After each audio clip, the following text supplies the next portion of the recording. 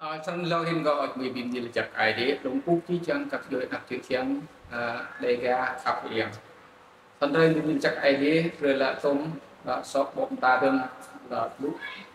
là một vài nghìn này để bị tuôn rồi chích đích rồi mình luôn não lại một lúc này dia là ông lại bạc chun cho nên những biak biak đã thành về sản riêng biak làm lại tục tông bông quạ lại mít tục tục là này sân tre bút ní tôi cái tiếp là này là nên tuy gì tí là câu min trần chích nít về một môn về nó sẽ sử dụng tiền nó một quan tâm có tục mình là mình dốc châu mi sẽ chỉ như lấy như phố một bài nào một của mình tôi đã lấy cái nhớ lúc cái nhớ ô này một số chích nít ô đơn nhiều màu về cho những là ở về này mà mình bom căn thân là những đi về bom căn ô căn là lần đi về cái chặt này chặt đi đánh cầm đi rồi còn đá này lại thao lại nặng của mình ở sân sân có gì chăng gặp vui ăn chữ chen để cả lấy khắp dạng rê bút lòng play đi lút như này play bolet nhớ nít play cái nòng lại nặng như lần cổ đơn chỉ khó play đi lút là nhiều khó hứt từ cho nên lòng play mũi nhát đắt cái đại lục bạc thì làm xa là nhiều lúc sân sân ra hình để bung sinh ngạc play đi lút như là sân thì đặt về chỉ cho nuôi cần là này cùng bố sẽ chỉ nuôi cần lên nút rẻ sinh ngạc lên rẻ ra hình dốc cha là nó dốc xem lên nuôi như một là gì gan thêm thì giống một là quy chức sân gì đó play quy chức này sẽ chỉ lại vì ngát lại vì con lại vì lót lại vì mía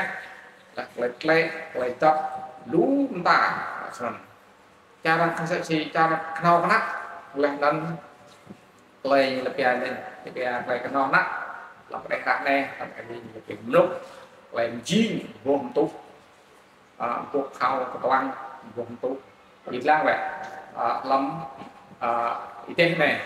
như màu tung bông tú mình loại thuốc nó là sẽ về ta thuốc nó là toàn là di trang thuốc gì bị hại gì bị hại sau này lại ai dịp lúc để buồn lấy cô gì nuôi rồi sang tìm gì nhiều mình sẽ tìm nuôi lấy cô cũng gì tầm cấp nhau ai đi chẳng lụi ngoài nhưng mà đặt về tìm gì tầm cấp để lưu sắc để play này là ai đi nhiều choán nhiều dạ là len là gì là ai đi giá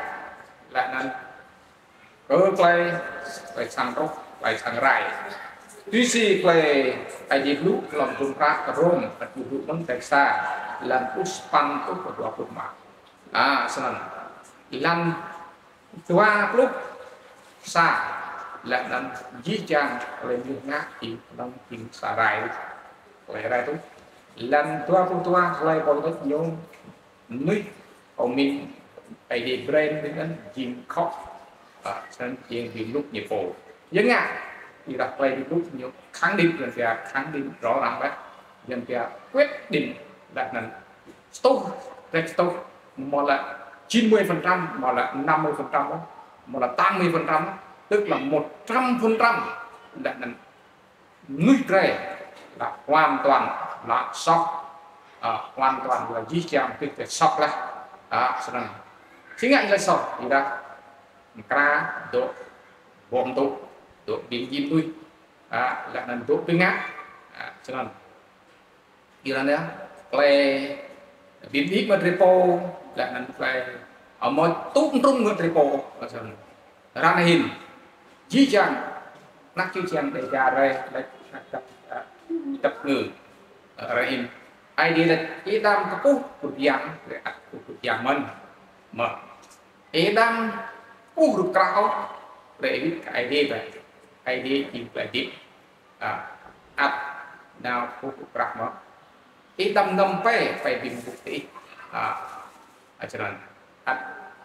rồi ngâm mà vô tôi sẽ đẹp ý đam lẹt piu để lẹt piu mong sân hắn ra hình di chang quay đi lúc rồi để tách đuôi một lần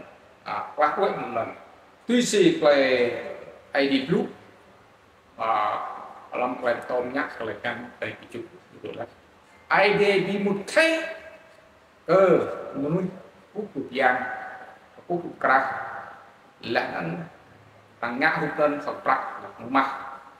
sân sau đó lấy bộ giá crack là giá mặt hút lên ai đi serang tambah mau cái itu sau đó hình ấu gì chẳng đặc kiểu chẳng để cả quay khắp hiện quay này có bây giờ quá ốc để là phần rút từ sự kiện rút thì ra về chi chăng cùng lại táo sẽ táo ai đi về một lại tổ chức ý nghe là nên luôn ta là phun cả đạo ai đi cả lão cả lão tổ chức ốc để ra tuy biết như po một là tuy biết như po một là nó biết như po không lục thế một là tuy biết như po là nên là giang này một là đủ bray trong đi một bộ đồng bray ở chỉ chẳng đặc biệt chẳng đại cả ô khắp yên có là bạc để di chăm nước bray tận ta này trong bạc trai nhất bạc qua là nên lấy bộ hình ăn đi đặt đo với bray đi cái xiên cái cào này lấy bộ ri chính tốt lắm giang rồi di chăm độ ăn ô ai đi về qua Pokri chim tre Rebek viết cái ID là cung bút ID giờ qua ở đây từ Warpit nhiều Warpit lại cung bút nhiều lại nhân ta ID serang tampak ID serang lui tre ở đây cái trang mò lại tươi cái nghe Rebek lại mò cái cung bút tầng tập tre Rebek lại mò lại thọ lọt bút tầng tre Rebek lên mò lại tiền gốc và chẳng rẻ anh nhé ID để chăng là nó nhô sang pre được người ta dài nghe thật rẻ anh ta ra hiên lúc đụng ta đã lo ID lúc lát là các tôi nhớ Israel ID choan cái ngôn Nokia chắc Nokia xem các người ta buộc có vì mò mình sẽ si cha nặng chứ chàng tây cả đấy bỏ không phải chắc chắn theo đi mò lâu đi mò giam nâng đi chẳng là những mọi gì nhớ ra từ một phút ai đi ốm là nó phải luôn phút rồi giảm cân là nó luôn phút cờ tuần ai tập là nó tuần nuôi để tìm tầm thế giới một là tùy tìm cái phone nhớ một là chua rai còn lại cái chiếc trang cùng cặp chuối chiếc trang như là nét ra hiên nát đây gà đây cháu nát đây gà đây chi tăng qua đặt lại mát là về chim rung nát và cùng rọt sụt sạt bài về bé về biết cái gì nên còn ếch mi đi mua chặt ai đi lôn bút chi trang tập dưới đặt chi trang lại chặt đen cục nút làm quạt nên lấy áo ai đi làm lần này amen.